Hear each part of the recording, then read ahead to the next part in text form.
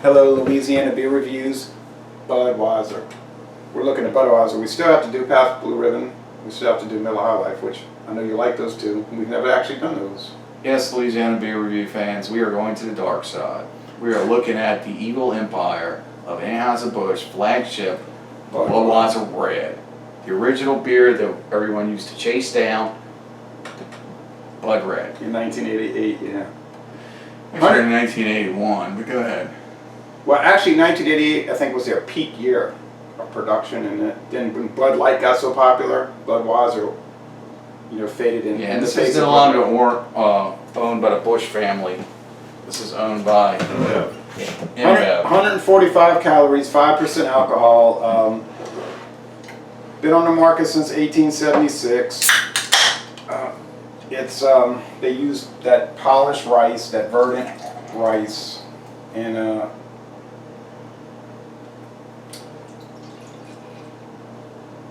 I was looking at old cans and bottles from old bottles from the 1800s, and the recipe always was the same: rice, barley, malt, hops, and yeast. Except that the label until I think 1908 used to be in German.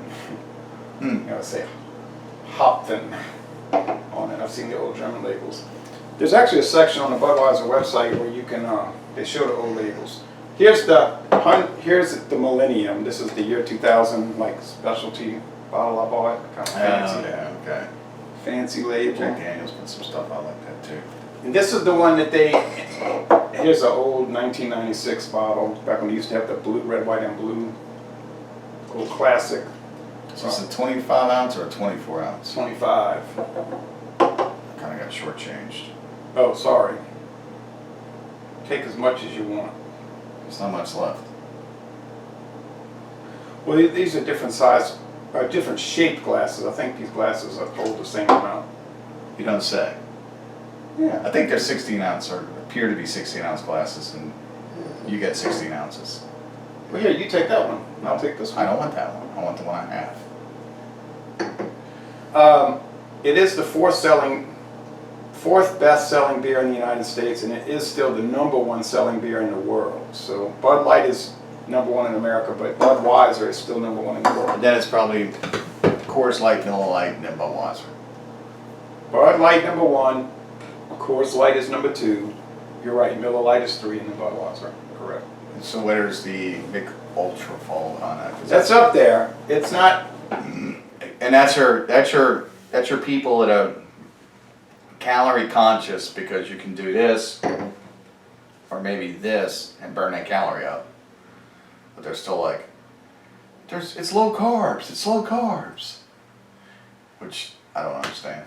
That's a big thing, back in the early 2000s, remember, everything was low-carb diet.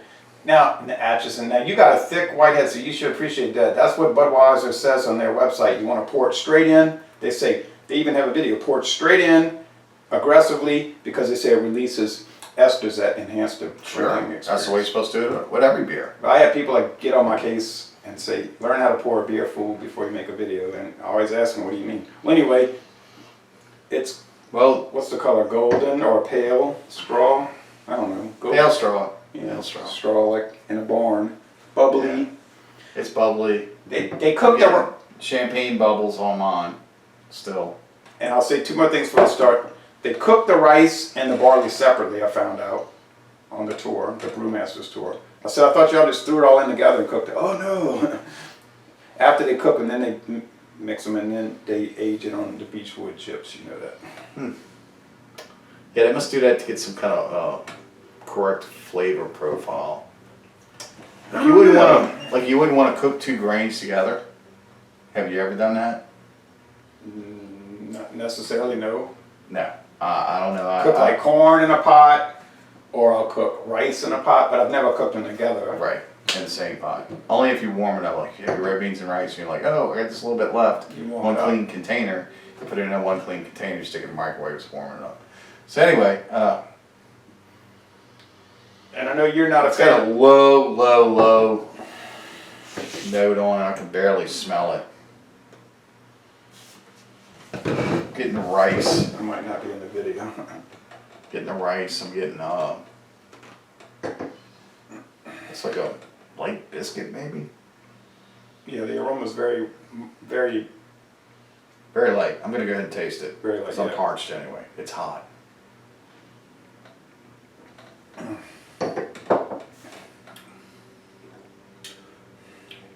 Okay, now this is different tasting than the last Budweiser I had. What? The Beechwood isn't quite there. This tastes more like a lighter version of a Budweiser. It's more watery. It's missing that classic Budweiser flavor and taste.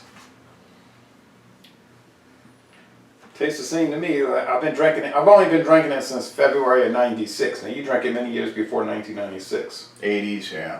I just never drank beer until '96. So to In me, the 80s, it was real strong. It had a strong. Well, it is getting hot in here. Let it blow. It had a strong flavor profile. You could smell the beer on it.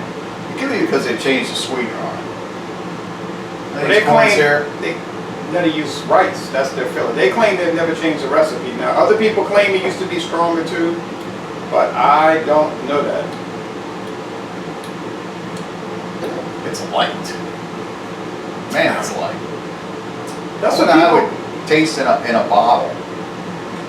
say. That's what people say.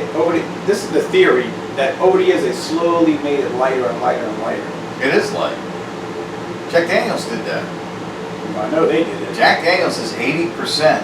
80 proof. 80 proof now, sorry. It used to be 90 It proof. used to be 90, and before that, it was 100 proof.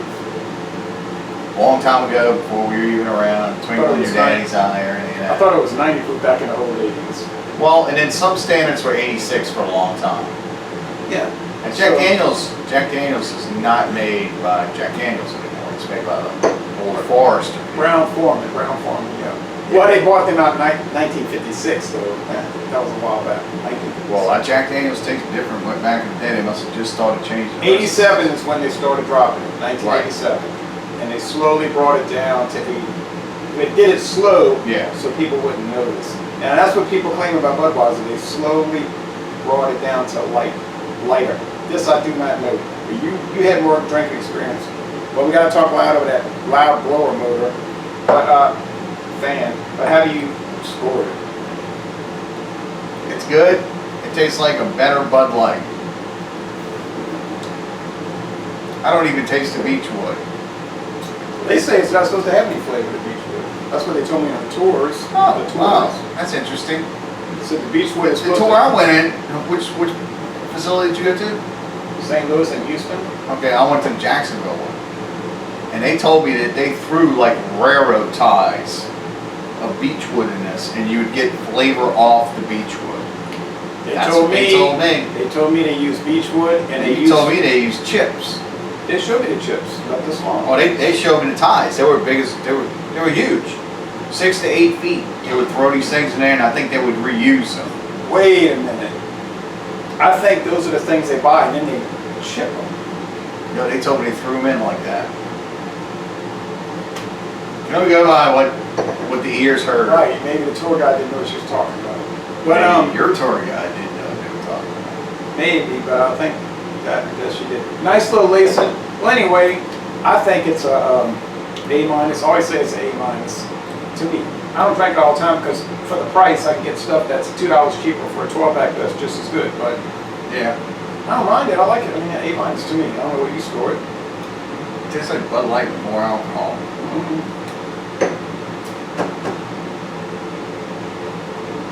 It's not as bready as Bud Light,